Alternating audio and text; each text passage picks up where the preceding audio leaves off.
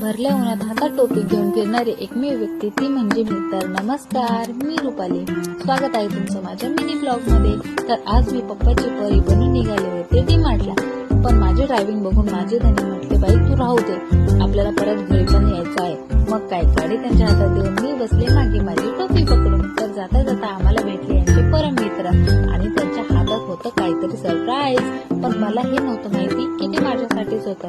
मग काय, ते बघून तर मी अजूनच झाले खुश, कारण ते सरप्राईज म्हणजे ते होतं मायक्रोफोन. निघालोच होतो की पोटात कावळे ओरडायला लागले. मग काय, आपल्या विमाननगरची फेमस बिर्याणी घेऊनच ते कावळे शांत झाले. आता आम्ही सरळ निघालो डी-मार्टला, कारण आम्हाला 6च्या आत घरी जायचं होतं. कशासाठी, तर आजपासून सुरू होणार आहे IPL. अशीच बडबड करत आम्ही पोहोचलो डी-मार्टला.